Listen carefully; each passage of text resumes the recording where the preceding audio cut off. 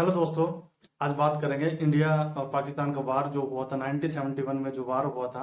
और हमने last video में बताया था कि इंडिया ने पाकिस्तान को हरा दिया था और लोंगेवाले पर कब्जा कर लिया था जो कि बॉर्डर था। और जो भी पाकिस्तान के जो सोल्जर आए थे जो हमला करने के लिए, उनको भी जो टैंक आए थे उनको तबाह कर दिया था। और उसके बाद कराची पे बहुत बड़ा इंडिया ने हमला किया था। और बात करते हैं जो कि एक तरफ से लोंगेवाले पे इंडिया ने कब्जा कर लिया, दूसरी तरफ जो कि ईस्ट पाकिस्तान था जो कि बांग्लादेश है, उस पे मुक्तिवानी ग्रुप एक्टिवेट था और साथ में आर्मी थी, उनको साथ दे रही थी। तो उस तरफ से भी वो फंस गए थे। लेकिन पाकिस्तान अपने जो आर्मी थी उनका मतलब साथ ही नहीं दे पा रही थी, क्योंकि उनके पास हथियार भी कम खत्म होते जा रहे थे और उनके पास खाने का साधन भी सब कम खत्म होते जा रहे थे। उधर से जो इंडियन आर्मी और मुक्तिवाहिनी ग्रुप था, दोनों उनको पकड़ पकड़ कर जेल में डाल रहे थे। तो वो पाकिस्तान उनकी कोई भी हेल्प नहीं कर पा रहा था। तो उन्होंने दूसरा ऑप्शन क्या सोचा कि अब यदि उनकी हेल्प करनी है तो या तो समुद्र के थ्रू जाए, उसमें बहुत टाइम लगेगा। लेकिन पाकिस्तान वेस्ट से ईस्ट में इंडिया के बीच में से आने का कोई भी रास्ता नहीं था, तो दूसरा रास्ता वही था जो कि समुद्र से आना था, अरब सागर से। लेकिन अरब सागर में आने के लिए टाइम बहुत लगता। तो उन्होंने दूसरा ऑप्शन निकाला। उनके पास एक पनडुब्बी थी जिसका नाम था पीएनएस गाजी, जो कि अमेरिका ने उनको दी थी। और वो बहुत शक्तिशाली पनडुब्बी थी उसमें, जो कि एयरफोर्स के जहाज थे उसके अंदर ही उसमें रहते थे। मतलब बहुत जबरदस्त पनडुब्बी थी। और जो जो इंडिया के पास एक जहाज था जिसका नाम था आईएनएस विक्रांत। वो इतना शक्तिशाली जो जहाज था, जो कि इंडिया के मतलब एशिया में जो जहाज थे सबसे ज्यादा शक्तिशाली जहाज था। उसको वो बीच में था, जो कि अपना विशाखापट्टनम एयरपोर्ट है वहां पे उसके आसपास वो खड़ा था।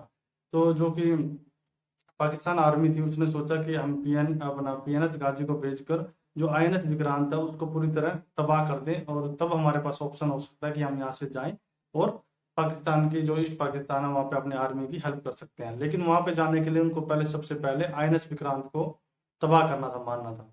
तो जैसे ही वो चला वहां से, पीएनएच गाजी जो वहां से चला, जो पनडुब्बी चली और जैसे ही विशाखापट्टनम के पास पहुंची, तो जो इंडिया की जो जो खुफिया एजेंसी थी उनको पता लग गया कि पीएनएस गाजी आ रहा है, जो कि अपना आईएनएस विक्रांत को मारने के लिए आ रहा है। लेकिन आईएनएस विक्रांत इतना बड़ा जहाज है, उसको पहले ही वहां पे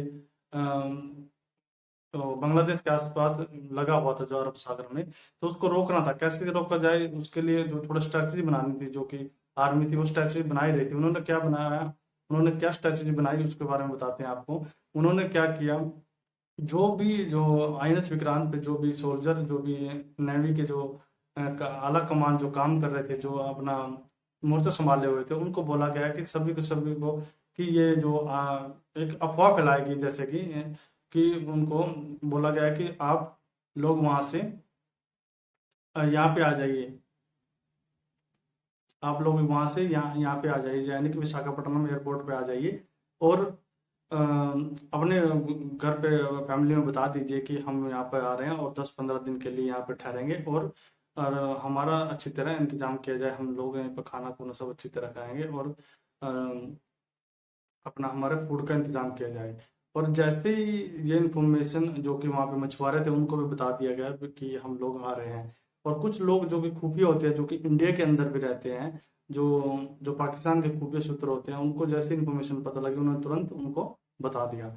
पाकिस्तान के जो एजेंसी थी उनको बता दिया, और एजेंसी ने जो जहाज आ रहा था पीएनएस गाजी, उसको इन्फॉर्मेशन दे दी। जो पीएनएस गाजी अरब सागर में बहुत करीब पहुंच गया था, वो उधर विक्रांत के पास, उसने तो यू टर्न लिया और वापस जो कि अपना विशाखापट्टनम एयरपोर्ट है वहां पे आया। वहां पे खड़ा था आईएनएस राजपूत। और जो आईएनएस राजपूत था वो खराब हो रखा था, उसका इंजन खराब हो रखा था, वो कोने में अलग अलग खड़ा हुआ था। जैसे आईएनएस विक्रांत जो आईएनएस जो अ, राजपूत था, जहाज था, उसकी रिपेयरिंग चल रही थी, इंजन में कुछ प्रॉब्लम था। और जो पीएनएस गाजी जब उसके पास आया, पनडुब्बी वहां पे खड़ी थी राजपूत की, उसने तुरंत हमला कर दिया उस पर और वहीं का वहीं इसको पूरा पूरा तबाह कर दिया, और वो वहीं का वहीं समुद्र में मिल गया। तो जैसे ही वो पूरा पूरा नष्ट हुआ, पाकिस्तान को बहुत गुस्सा आया। उनका जो उनके जो अगला प्लान था वो भी चौपट हो गया। उसके बाद पाकिस्तान गया अमेरिका के पास कि ऐसे ऐसे जो इंडिया है पाकिस्तान पे हमला कर रहा है और उनको दबा रहा है और अत्याचार कर रहा है। तो ऐसे इंफॉर्मेशन लेके अपना सुझाव लेके अमेरिका के पास गया। अमेरिका भी तुरंत रेडी हो गया। अमेरिका ने जो कि यूएन होता है, यूनाइटेड नेशन ऑर्गेनाइजेशन, उसके बीच में जो वीटो के जो सदस्य होते हैं 5 सदस्य, उनके बीच में ये सुझाव रखा कि अमेरिका उनकी बात मान ही गया पाकिस्तान की। और उसके बाद एक सुझाव रखा जो कि इंडिया जो पाकिस्तान पे हमला कर रहा है, तभी जो रसिया रसिया इंडिया का बहुत अच्छा दोस्त था, उनसे वीटो घोषित कर दिया। वीटो का मतलब है कि वो उसके लिए मतलब वो बात मानने के लिए रेडी नहीं है। तो जैसे ही रसिया ने घोषित किया कि ये मतलब इंडिया पाकिस्तान में हमला नहीं कर रहा है, तो अमेरिका को और गुस्सा आया। तो पाकिस्तान उनके चरणों में पड़ गया कि अब तो आपको ही हमें बचाना पड़ेगा, कैसे न कैसे बचाना पड़ेगा। तो जो अमेरिका था, अपना जो 7 बेड़ा जो कि जहाज था, जिसमें कि एयरफोर्स के जहाज 7 बेड़े अलग अलग थे और पनडुब्बी थी वो भी, जो कि समुद्र में लेके उतर गया और बोला कि हम इंडिया पे अब हमला करेंगे, अब तुम्हें कोई नहीं बचा सकता। तब इंदिरा गांधी प्रधानमंत्री थी, वो एकदम टेंशन में आ गई, अब क्या किया जाए। ये तो मतलब किसी देश की हेल्प करने के लिए गए थे, बांग्लादेश की, और ये तो उल्टा पड़ गया सब कुछ। तो उस टाइम में एक समझौता हुआ था जो कि रसिया इंडिया का बहुत अच्छा दोस्त था। तो इंदिरा गांधी ने रसिया से बात की, तो रसिया ने बोला कोई दिक्कत नहीं है, हम आपके साथ हैं, हम आपकी हेल्प करेंगे। तो जो रसिया है, रसिया के पास 40 बेड़ा है, यानी कि उसके पास 40 पनडुब्बी वाले जहाज है, बहुत बड़े बड़े, जिसके अंदर एरोप्लेन ऑलरेडी रहते हैं। मतलब उसके पास इतना बड़ा जहाज है।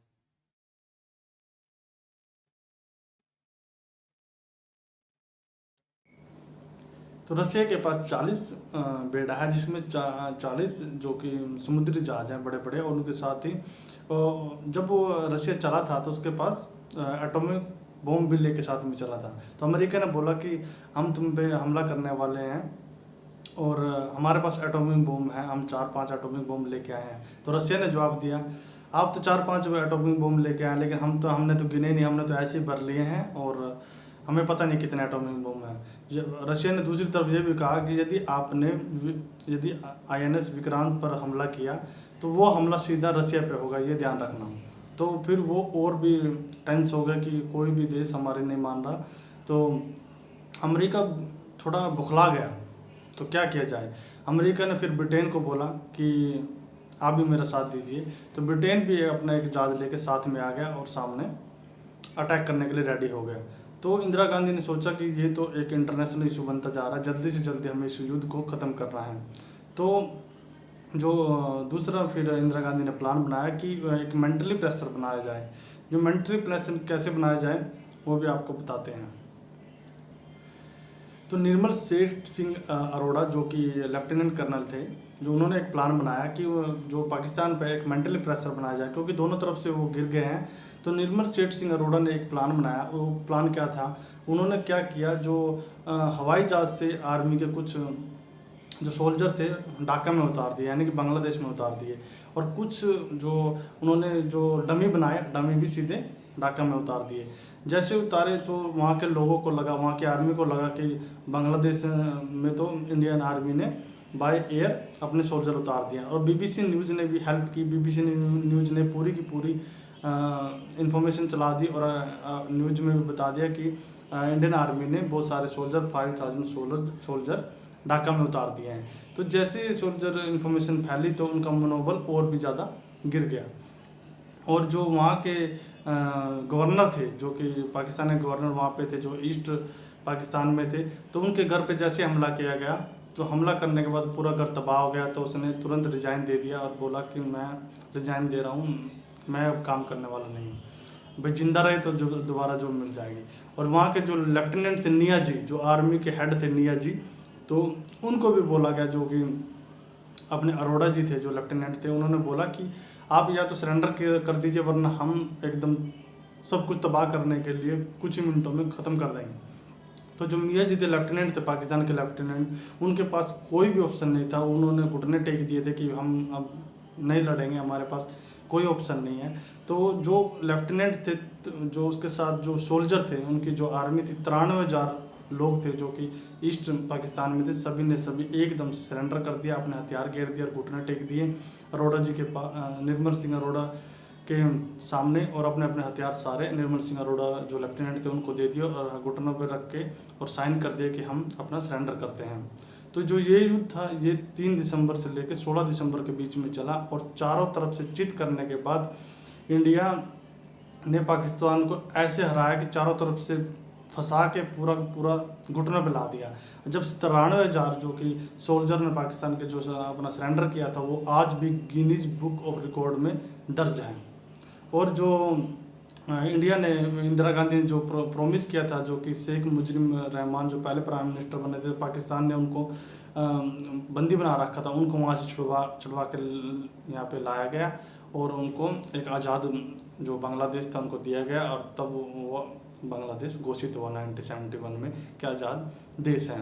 और उसके बाद उनकी जो आज के टाइम में भी जो उनकी शेख हसीना जो लड़की है शेख मुजीब रहमान की जो लड़की है, आज भी प्राइम मिनिस्टर बांग्लादेश की। तो ये था दूसरा पार्ट जो कि 1971 का जो कि पेंडिंग था, वो भी आपके सामने है। जल्दी नेक्स्ट वीडियो लेके आएंगे, तब तक के लिए जय हिंद।